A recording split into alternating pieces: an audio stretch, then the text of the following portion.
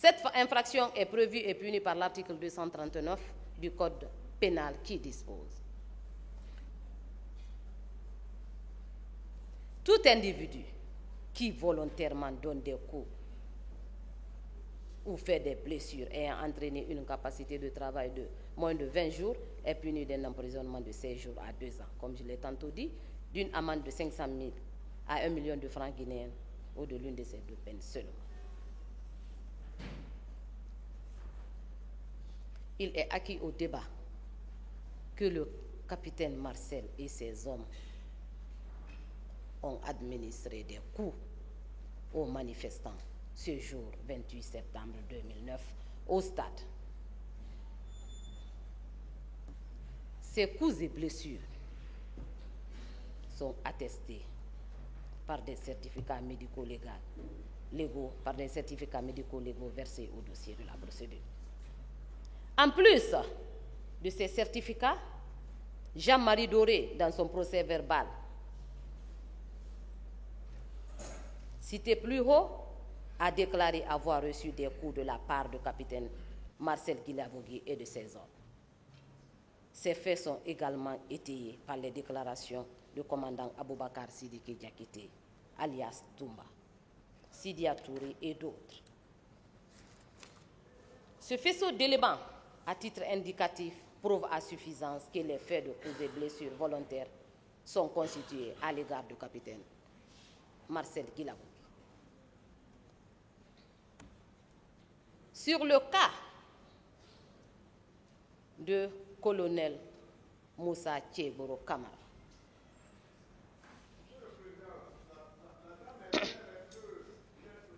s'il vous plaît, maître, s'il vous plaît, vous pouvez arrêter ça? Est-ce que vous pouvez arrêter ça? Vous exagérez, hein, maître?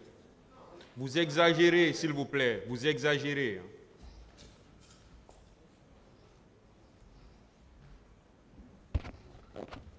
Continuez, maître. Merci, Monsieur le Président. Sur le cas de colonel Moussa Tchéboro Kamara, cet accusé qui apparaît à toutes les étapes de la mise en exécution du plan de ces crimes poursuivis serait retenu dans les liens de la culpabilité de complicité d'assassinat, d'enlèvement et de séquestration, de complicité de coups et blessures volontaires et de complicité de vol à main armée. Sur la complicité d'assassinat, colonel Moussa Tchéboro Kamara était le secrétaire d'État à la présidence chargé de la lutte contre la drogue et le grand banditisme. Et en tant que tel, rien ne justifiait sa présence au stade. Rien ne justifiait sa présence au stade. Si ce n'était que de mater les manifestants. Lui-même l'a dit à cette barre que son service n'avait pas pour mission le maintien d'ordre. Il a dit ici. Le colonel Blaise Gomo est revenu dessus. Il est acquis au débat. Il est également acquis au débat que les premières scènes de torture, de violence ont éclaté entre son groupe et certains manifestants. Et c'est au cours de l'une de ces scènes de violence qu'un manifestant a perdu la vie au niveau de l'esplanade du stade. Monsieur le Président, honorable assesseur, Monsieur le colonel Moussa Tchéboro Kamara, j'ai tenu à venir avec cette photo à cette barre pour vous montrer, Monsieur le Président, parce que le colonel Moussa Tchéboro Kamara a soutenu à cette barre qu'il était parti au stade avec son chauffeur et son garde-corps. Et que les éléments de l'antidrogue qui étaient au stade n'étaient pas armés. Mais en regardant cette photo, Monsieur le Président, de tout près, on se rend compte que les éléments de l'antidrogue qui étaient au stade étaient bel et bien armés. Parce que sur cette photo, on voit un homme porteur d'armes. Sur cette photo, on voit un homme, un élément de l'antidrogue, avec un couteau, en train de malmener un manifestant.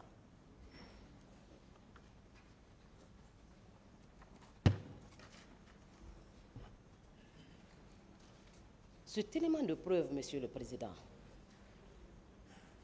prouve à suffisance que le colonel Moussa Kébourou Kamara était bel et bien au stade à la tête d'un contingent de gendarmes. D'un contingent de gendarmes qui relevait uniquement de lui.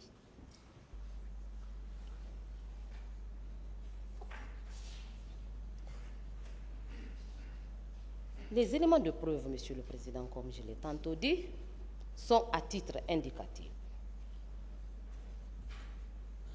Dans le procès verbal d'audition de témoins du 13 septembre 2013, à la page 3, le capitaine Ibrahima Sano, chargé de la planification au camp Alpha Yaya Diallo, au moment des faits, a déclaré: alors que nous attendions avec la gendarmerie au même rond-point, le ministre Kéboro est arrivé dans les bandes de 13 heures et quelques pour nous dire que le président de la République n'est pas content. Et pour cause, les unités de police et de la gendarmerie ont démissionné.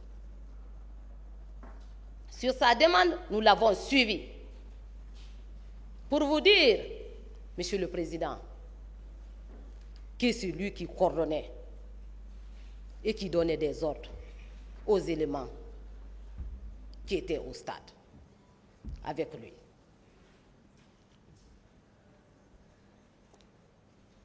Dans le procès verbal de déposition également de M. Sori Kondé, en date du 10 septembre 2014, à la page 3, dit ceci. L'équipe qui était partie au stade était dirigée par le colonel Moussa Kébourou Kamara.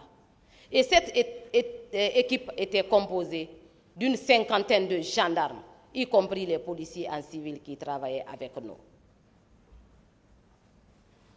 Alors que dans son procès verbal d'interrogatoire, comme je l'ai tantôt dit, du 8 février 2012, le colonel Kébourou Kamara, à la 6e page, je précise, déclarait qu'il était au stade avec son garde-corps du nom de Sidiki Kamara. Le général Ibrahima Baldé, dans son procès verbal d'audition du 28 juin 2013 à la page 4, a déclaré ceci. C'est Kéboro, en tant que ministre, qui donnait des ordres aux gendarmes qui étaient avec lui. Monsieur Mamadi Kondé, lors de la confrontation ici à cette barre, en date du 23 avril 2024, déclarait ceci. Je confirme mes déclarations selon lesquelles Kéboro a insulté les manifestants en disant de retourner et que celui qui insiste, il va le rentrer dedans. Lors de la confrontation en date du 23 avril 2024, M. Aboulaye Trouaba déclarait ceci. Lorsque M. Selou Dalen Diallo et moi étions dans le véhicule de colonel Moussa Kébourou Kamara, je l'ai entendu dire au téléphone, nous sommes ensemble avec Dalen et c'est fini pour lui. Et quand j'ai voulu rétorquer, il m'a dit, si tu parles, j'enverrai une balle dans ta bouche.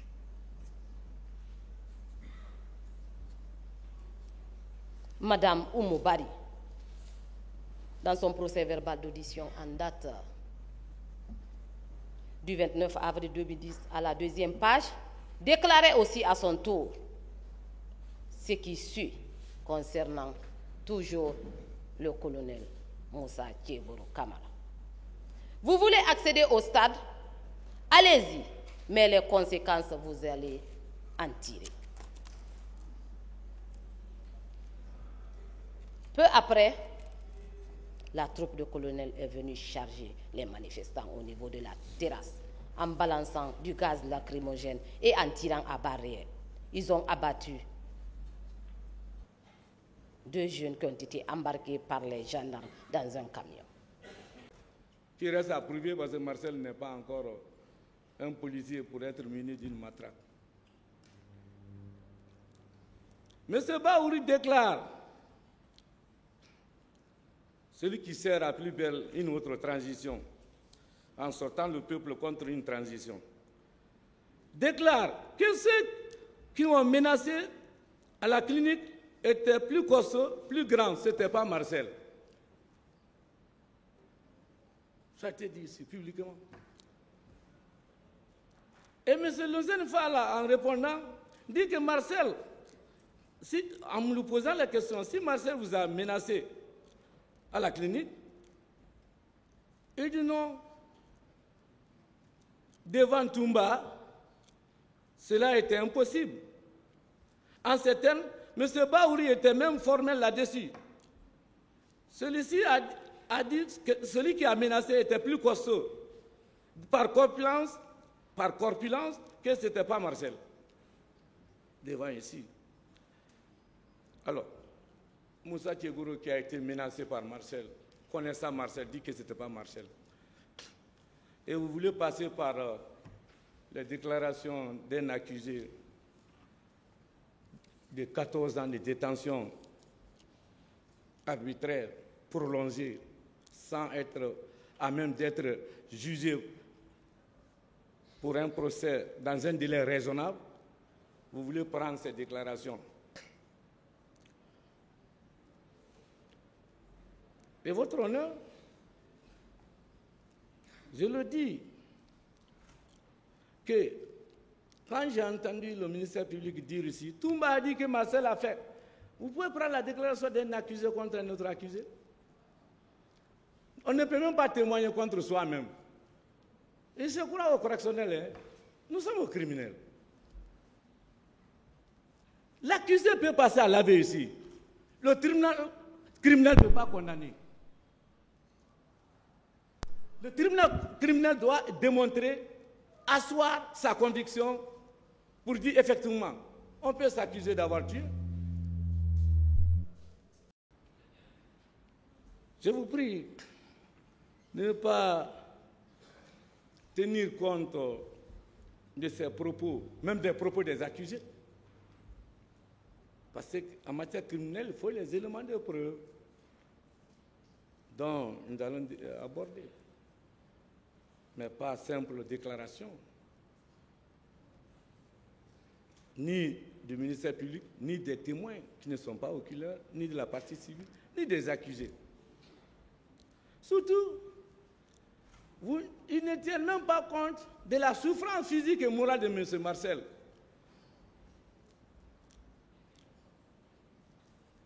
Il est en détention depuis le 18 juin 2010. Ça, c'est la souffrance physique et morale.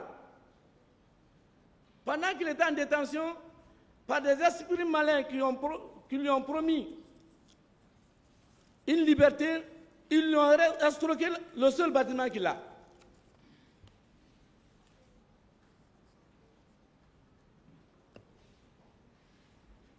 Votre honneur.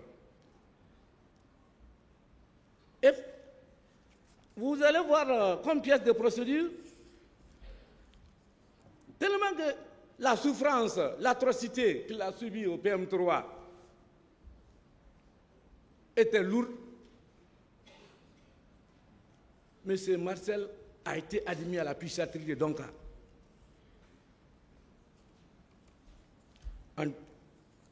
L'acte du médecin psychiatrique en fait foi. C'est déjà dans le dossier de la procédure. Donc vous avez un accusé fragile, diminué, de l'esprit et physiquement abattu, humilié. Votre honneur, si vous tenez compte de ces souffrances-là, ça on dit qu'il a fait 2 versions. Il est venu, après s'est retourné. Il est venu dire 2e déposition. Oui, vous avez quelqu'un qui est bâillonné, détenu pendant 14 ans de souffrance physique, sans soutien, malade, sans soins. sa maison enlevée, victime même de l'escroquerie pour profiter de sa descension. Et vous appelez ça Marcel à deux versions. Il y aura 1000 versions. Il y aura 1000 versions. Mais cela ne prouve pas qu'il l'a tué. Cela ne prouve pas qu'il l'a violé. Cela ne prouve pas qu'il l'a volé. On va y arriver dans le corps. Alors, c'est dans ces difficultés-là qu'on demande